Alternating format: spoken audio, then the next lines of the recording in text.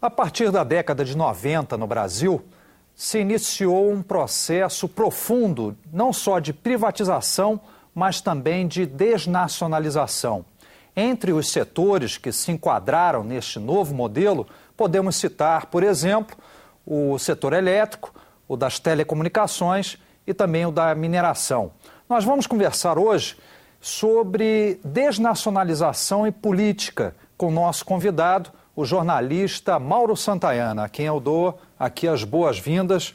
Mauro, prazer recebê-lo aqui, satisfação. Muito obrigado. Isso aqui, na verdade, vai ser um bate-papo, né? Porque a gente quer aproveitar o seu conhecimento histórico sobre isso. Eu não sei se tem algum conhecimento histórico, mas sou um velho jornalista que fica acompanhando as coisas. Né? Então. Pode ser que eu... Não sei se serei de muita ajuda para os telespectadores, mas farei do meu melhor. Com certeza vai ser, porque normalmente esses assuntos são debatidos com muitos números, muitos dados complexos, sofisticados, mas as pessoas esquecem que existem pessoas por trás desses números, né? E muita história também. Não, é porque isso é uma oportunidade para lembrar a todos que todos os atos humanos são atos políticos. Tudo está em torno do poder. E se nós não tivermos consciência disso, será muito ruim, não só para cada um de nós, como para o nosso país. E o dever de todo cidadão de qualquer país é de defender o poder soberano de seu povo. Infelizmente, isso não tem ocorrido no Brasil. Bom, você dizendo isso, cabe a gente aqui até ressaltar que a sua postura, a sua análise em relação a esse processo de desnacionalização aqui no Brasil sempre foi muito crítica, né? Por quê? Bom, eu não sei, dizia um filósofo romano, embora tenha nascido na Espanha, que era Sêneca, que não se ama uma pátria porque ela seja grande e poderosa. Ama-se uma pátria porque é a pátria da gente. Se o Brasil fosse o Uruguai, não tivesse a potencialidade que ele tem como esse país-continente, se eu tivesse nascido no Uruguai, estaria defendendo os interesses e a soberania do Uruguai com tanta ênfase como eu presumo de defender a soberania do povo brasileiro sobre o seu território. Então, eu acho que é um dever de todos nós. A pátria é a terra dos pais. Então, uma nação, ela se faz da cultura, de uma língua, dos valores comuns, das crenças comuns e da solidariedade entre as pessoas. Então, eu acho que nós podemos ser solidários com o mundo inteiro, mas primeiro temos que ser solidários com o povo da nossa cidade, do nosso estado, do nosso país. Depois, então, o que nós tivermos e temos sempre o que dar aos outros, podemos ser solidários com os outros nos momentos em que essas pessoas precisem. Mas nós temos que defender o que é nosso. Quer dizer, os nossos recursos naturais, as nossas fronteiras, a nossa liberdade. E tudo isso está junto. Tudo isso é junto. E tudo isso pode ser englobado num conceito muito simples que se chama soberania. E com certeza, quando você fala nessas defesas, eu imagino que você se refira também à defesa das empresas brasileiras. Que tal se a gente começasse aqui fazendo uma análise de 3 dos grandes ícones empresariais no Brasil? Petrobras, Vale do Rio Doce e Embraer. Bom, vamos por partes, como diz o outro. Vamos deixar o petróleo para um pouco depois. Vamos falar no minério. Quer dizer, um grande presidente da República, nascido em Minas, Arthur Bernardes, tem uma frase emblemática e que todos deviam pensar nela. Minério não dá 2 safras. O minério se arrancou do solo e o minério que saiu do Brasil está hoje onde? Está hoje nos automóveis que circulam no mundo inteiro. Nesses automóveis estão pedaços das serras brasileiras, sobretudo pedaços das serras de Minas. Da mesma forma que o ouro que hoje está no mundo, que voltou a ter um papel fundamental como moeda de reserva no mundo nesses dias. Com a crise financeira e o dólar, né? Então, grande parte, ou talvez a maior parte desse ouro entesourado que está no mundo, saiu do Brasil, saiu de Minas. E da América do Sul, de Minas. Então, você vê o seguinte, o que foi isso?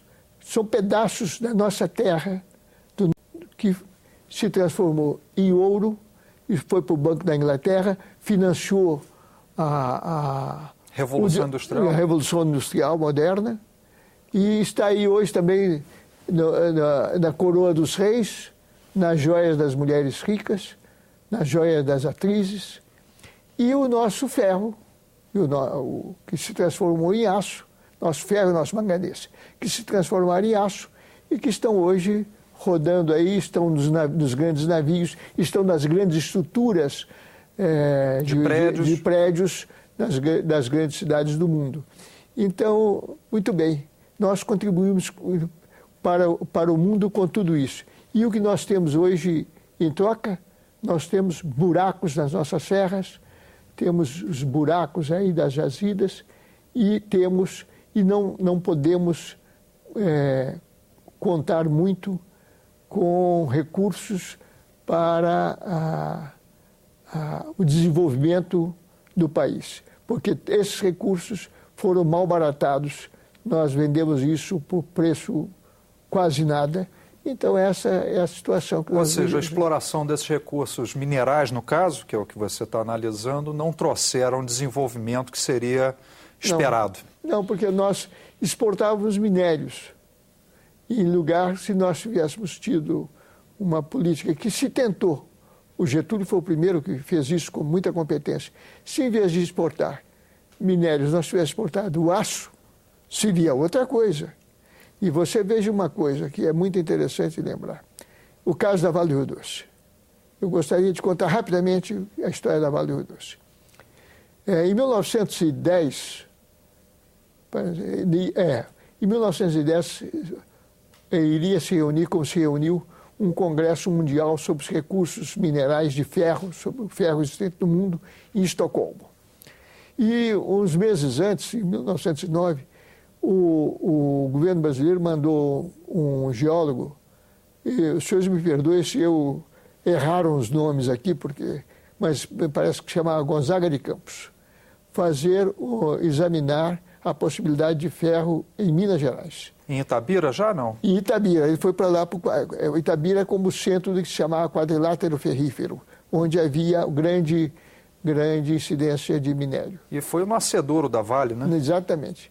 Ele foi para lá e estava lá examinando aquilo, quando de repente apareceu um engenheiro inglês que trabalhava em São Paulo, me parece que chamava Morley, se não me falha a memória, e esse engenheiro apareceu lá, estava caçando. Era um engenheiro caçador. Caçando o quê? Quem conhece Itabira sabe que a única coisa que ele podia, talvez, caçar lá fosse lagartixa, porque é o terreno mineral, que não há alimentação quase descalvado, que não há alimentação para os roedores e não há alimentação para esses animais. Então, ele estava lá caçando e quis conhecer o engenheiro Gonzaga de Campos, que estava lá, o geólogo, e foi falar com o Gonzaga de Campos.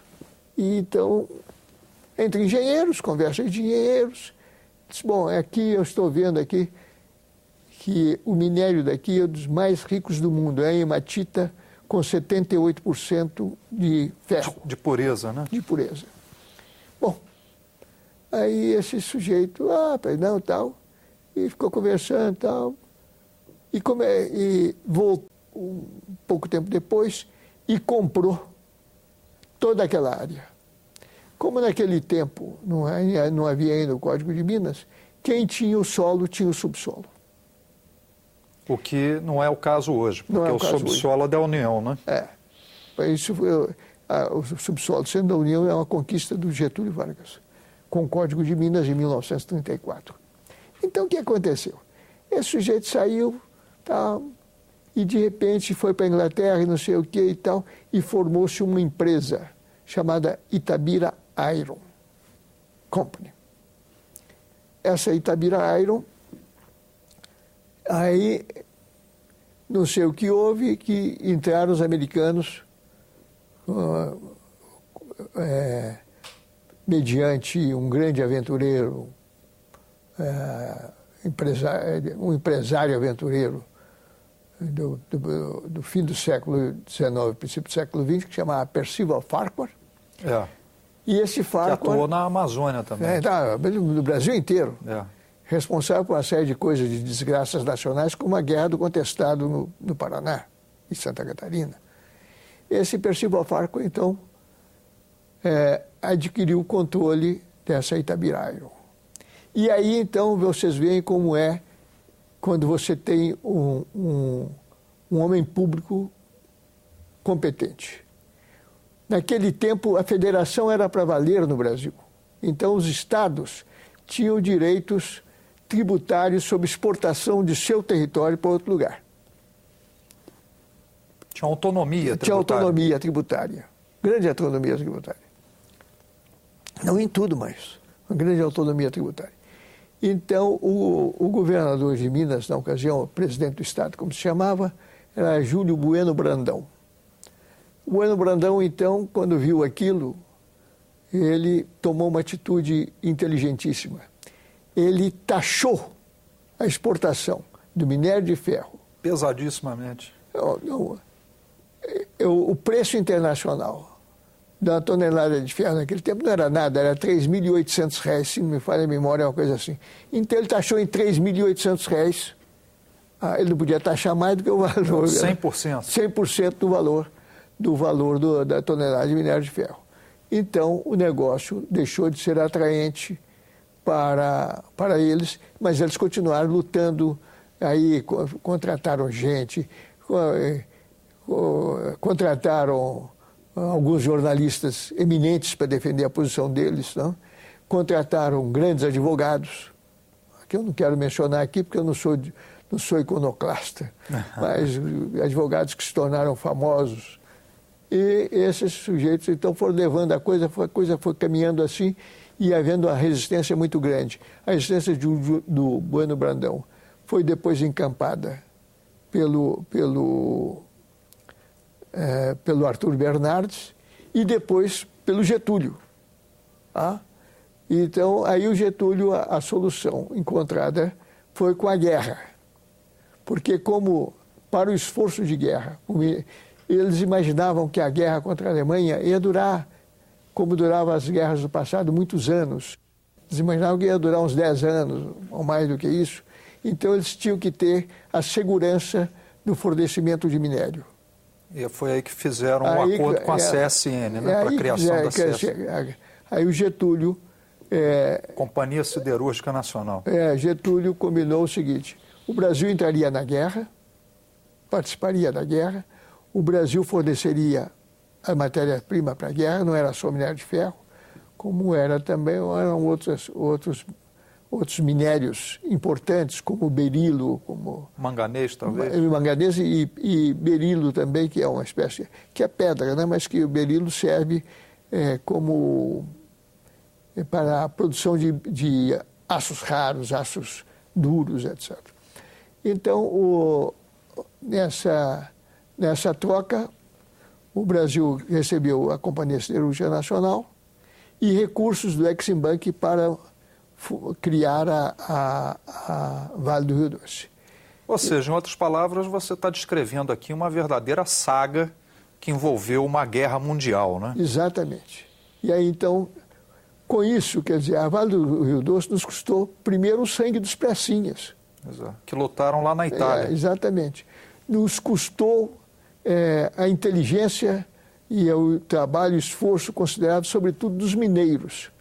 E é uma coisa que eu sempre vejo como uma ofensa, um insulto a Minas, que tenham mudado o nome da Vale. Companhia Vale do Rio Doce não é mais, é Vale. Só Vale. Quer dizer, fruto desse sujeito que foi o presidente dela. O Agnelli, né? Tal de Agnelli. Do Bradesco, que era vice-presidente. É um homem do Bradesco. Quer dizer, então, e a privatização da Vale do Rio Doce, para mim, foi eu não tenho outra palavra para designá-la senão como um crime contra a nação. Por que você considera um crime? Pelo seguinte, porque nós não precisávamos, a alegação de que era preciso o quê? A Vale do Rio Doce já era a grande exportadora que sempre foi. A Vale do Rio Doce tinha tecnologia, eu não me consta que tenha mudado a tecnologia da Vale. A Vale do Rio Doce conhecia tão bem, conhece todo o território nacional, toda a geologia nossa. A Vale do Rio Doce, não me consta que tenham trazido um só engenheiro estrangeiro para trabalhar na Vale. Se trouxer, é para dar dinheiro para esse sujeito, porque não precisa. Nós temos uma cultura da mineração que poucos países do mundo têm. Os defensores desse processo de privatização da Vale, não só da Vale, de outras empresas também, alegam diversos motivos para essa privatização. Por exemplo, alegam que após a privatização a produtividade cresceu, que a lucratividade cresceu, mas a lucratividade que antes o processo era burocratizado e politizado, que colocavam pessoas na empresa, indicações políticas. Isso podia valer para todos os lugares, menos para Vale do Rio Doce. Você podia ter diretores indicados politicamente, mas o corpo técnico que sempre sustentou a Vale, como o corpo técnico que sustenta a Petrobras, é de pessoas, de brasileiros, que tem competência técnica, e o problema todo da Vale é que, realmente, quando eles decidiram, já com o Modiano, no governo Collor, decidiram que ia privatizar, porque isso foi fruto de uma decisão externa ao Brasil, foi fruto da decisão do Consenso de Washington. Com a ajuda do Banco Mundial e FMI. Foi decisão dos grandes banqueiros internacionais. Foi decisão do Clube de Bilderberg, que são 100 sujeitos que mandam no mundo. Esses sujeitos que decidiram que iam fazer o que se chamou a globalização da economia, porque até a existência ainda tinha certo poder, eles não tinham condições de ter o domínio, de globalizar a economia do mundo em proveito de 4 ou 5 grandes bancos. Então, o que houve foi uma decisão política mundial, uma decisão política mundial de acabar com o estado de bem-estar social, porque o estado de bem-estar social tirava lucros, evidentemente, tirava do lucro deles, via impostos, via distribuir para a sociedade. Para distribuir para a sociedade. Agora, se o governo da ocasião tivesse acompanhado a posição nacionalista, por exemplo, de Getúlio, o Bernardes e aquele governador que o senhor mencionou, não teria acontecido isso. Né? Mas acontece, o que ocorre é o seguinte, é que no Brasil, aí começa a complicar o negócio, porque o domínio político nacional não é dos partidos políticos, não é dos cidadãos. São dos grandes grupos econômicos brasileiros. As grandes corporações, grandes corporações que têm sede em São Paulo e que elas todas são espiritualmente offshore. O sujeito, para ganhar dinheiro, ele faz associação com empresas estrangeiras. O problema dele é o problema do lucro. É aquilo que o sujeito... A nação está onde o dinheiro dele rende mais. Os americanos diziam antes que onde há um dólar americano, aí está a bandeira nacional. Eles sempre disseram isso. Então, o que houve é que esses economistas que acompanharam o Collor nesse mito da modernização do Brasil, o Brasil era um país moderno. O que ele estava... O que ele tinha de atrasado, tão atrasado assim? Os automóveis não tinham o desempenho dos automóveis de fora. Mas daí? Chamou de carroças. Se nós não temos estrada para carroça, por que temos que ter automóveis para pavimentação a concreto. E você que foi amigo do Itamar Franco, como é que o Itamar recebeu essa herança aí? Bom, o Itamar, primeiro, é o seguinte: o Itamar não pensava, naturalmente, nunca pensou que fosse assumir a presidência da República. Tá? Ele não pensou isso. Quando as coisas tomaram aquele rumo, que eu nem quero tratar disso, porque eu acho que o Collor, ele tinha muito mais razões para ser impeachado, para usar um neologismo aqui. Um impedido, né? Impedido para sofrer o impeachment, pela atitude antinacional que ele tomou com relação à economia. Com essa entrega, ou com essa adesão a essa globalização neoliberal da economia. Então, quanto às outras coisas, eu não quero nem discutir isso aí. Eu não acho que fosse mais grave do que a outra coisa. Porque um prejuízo aos cofres nacionais, isso a gente recupera. Agora, um prejuízo pode ser irrecuperável para que a gente possa recuperar. Então, escolheu aquele senhor Eduardo Modiano, que era naturalmente um entreguista. Era um entreguista. O Eduardo Modiano foi assumiu... o primeiro plano de desestatização, foi dele ele que presidiu esse plano. Ele estava no BNDES, não é isso? Eu não sei onde ele estava, eu não sei. Mas eu sei que ele assumiu esse negócio. E daí, o Itamar chega e encontra aquela situação. O Itamar, no princípio, ele estava muito resistente. Ele queria acabar, o que ele pudesse acabar, ele acabaria das estatizações. Ou pelo menos tentaria interromper, paralisar. Que também era muito pouca coisa que tinha sido estatizada até então. Tinha Portobras, né? Se eu não me engano. Eram as poucas coisas. A Vale. Não, a Vale ainda não. A Vale ainda estava no processo. Não, a Vale foi o Fernando Henrique. A Vale quem desestatizou foi o Fernando Henrique e José Serra. Foram os dois. Foram os dois que entregaram a Vale. Mas já anteriormente já havia a proposta, né? Já havia a ideia. Mas efetivamente aconteceu... Foi com o governo deles. Então, o Itamar, a Vale e o Itamar disse que não ia desestatizar. O Itamar disse, Vale não. Nem a Vale e as empresas de energia elétrica, ele concordou com uma ou duas, acho que com uma do Espírito Santo, uma pequenininha, duas coisas ou três, porque ele estava rigorosamente contra a privatização do setor elétrico. E ele estava, sobretudo, porque ele sabia o que estava acontecendo com a CEMIG. O que estava acontecendo com a CEMIG? Porque a CEMIG já estava sendo entregue, 30% da CEMIG tinha sido entregue à AES, né? AES? Bom, que é dos Estados Unidos, né? Em conluio, a AES estava associada ao banqueiro brasileiro Daniel Dantas. Tá? Então, essa é uma outra história.